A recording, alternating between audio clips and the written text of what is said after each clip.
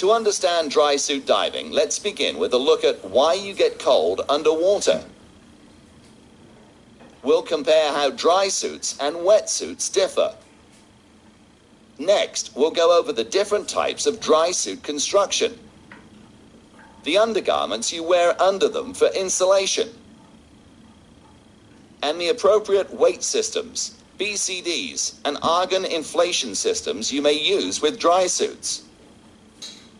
This provides the basis for understanding diving with a dry suit, and about dry suit safety and handling emergencies. Finally, we'll cover basic dry suit maintenance and dry suit repairs.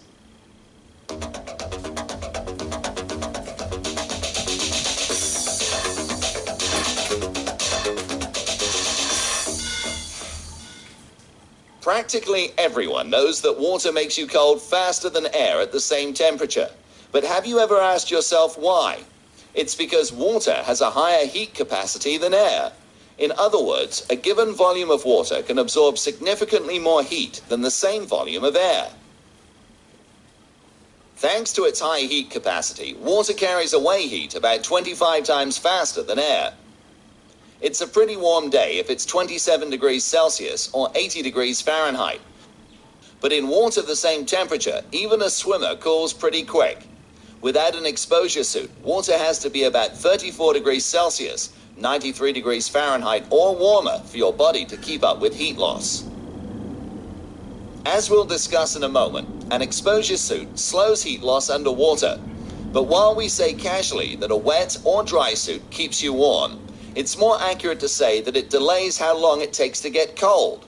In most diving situations, given enough time, you'll lose enough heat to become uncomfortable.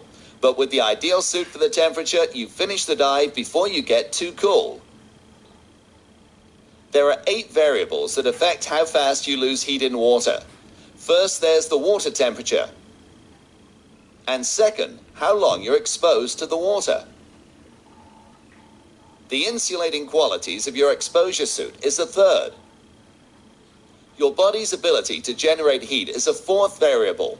People with more muscle mass tend to stay warmer, but your overall metabolism rate, and even whether you're hungry or not, affects how much heat your body generates. A fifth influence on how fast you lose heat is how much fat tissue you have. Fat tissue insulates and tends to help you retain heat. Sixth, body shape affects heat loss. A high surface area to weight retains less heat, so generally, thin, tall people tend to lose heat faster than shorter, heavier people, all things being equal. And seventh, you acclimate to water temperatures both physically and psychologically. Divers in cooler climates usually consider tropical water warm. But people who live in tropics find it cool and need more insulation. Finally, your activity level plays a part. If you're swimming around a lot, you generate more heat than if you stay in one place the entire dive. Getting too cold not only takes the fun out of diving, but it has some safety concerns. Our bodies function in a very narrow core temperature range, centered around 37 degrees Celsius, 98.6 degrees Fahrenheit. If the core temperature drops below this range, a diver experiences hypothermia. Even mild hypothermia can be dangerous. Initial signs and symptoms include uncontrollable shivering, extremity numbness, extremity blueness, fatigue and drowsiness. If it continues, the diver's decision-making abilities, strength, and endurance diminish. As hypothermia becomes severe, shivering stops, confusion sets in, followed by unconsciousness and eventually death. So remember, treat shivering as a warning sign, no matter what the water temperature or what kind of suit you're wearing. If you shiver uncontrollably, end the dive and seek warmth at once.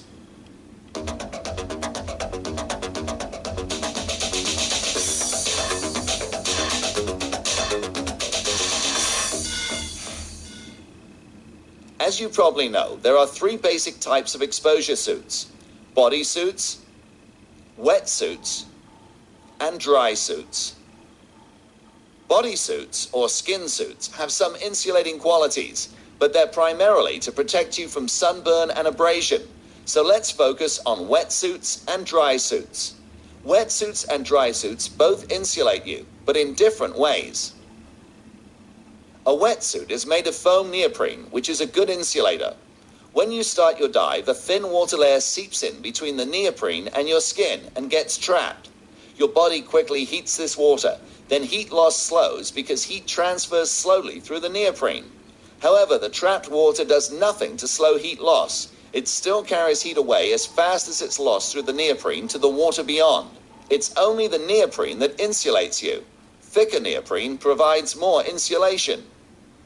Dry suits, on the other hand, are watertight suits made of different materials that we'll talk about in a moment. The suit, and usually an undergarment, insulate like a wetsuit's neoprene, but you're also surrounded by gas, air, or sometimes argon. Air's lower heat capacity slows heat transfer away from your skin, in addition to the undergarment and dry suit insulation. Unlike in a wetsuit, everything between you and the water outside the suit retards heat loss. This is why a dry suit insulates better. By adding insulation layers, you reduce heat loss further. Using argon insulates better because it has about half the heat capacity of air and conducts heat even slower. We'll talk more about using argon in a bit.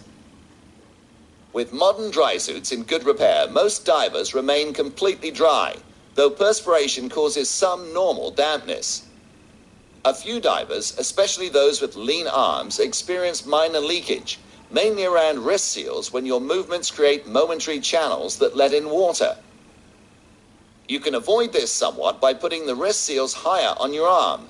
Even with this occasional minor leakage, a dry suit lets you stay comfortable longer than a wetsuit and make more or longer dives in cooler water. You use air faster when you're cold, so you'll probably find you use less air when dry suit diving. And unlike wetsuits, which lose insulation as you go deeper due to compression, most dry suits insulate just as well deep as shallow. Other dry suit advantages include that you can vary your insulation to match the water temperature, and dry suits don't have to fit so snugly, so they're more forgiving when you're trying to find one the right size.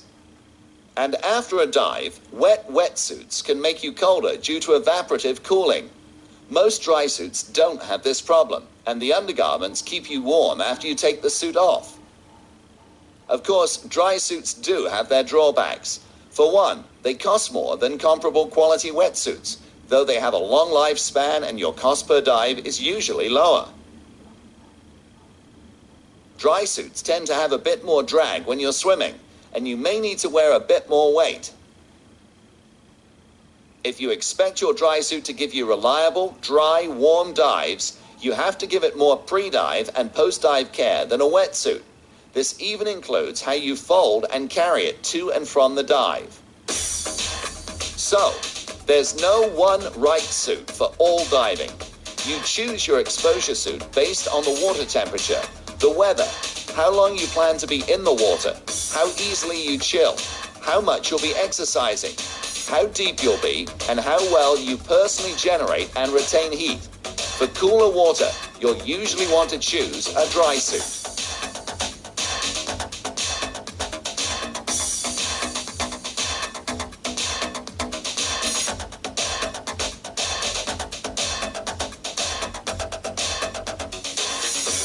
Like all dive equipment, you can choose from a variety of dry suits with different features, which we'll look at in a moment.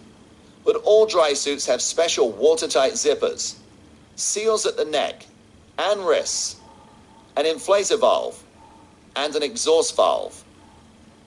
You need a special watertight zipper so you have an opening for getting into and out of your suit and still keep the water out when you're wearing it. Dry suit zippers grew out of zippers originally designed for spacesuits. Dry suit zippers are reliable, but they're one of the most expensive and sensitive parts of your suit, so you need to give them proper care. Different dry suits have zippers located in different places. Across the shoulders is the most common zipper location, but you need someone to zip and unzip for you. Diagonally from hip to shoulder is a self-don design that makes it possible to get into and out of the suit without help, or with little assistance to get started. The horizontal waist zipper also provides self-donning,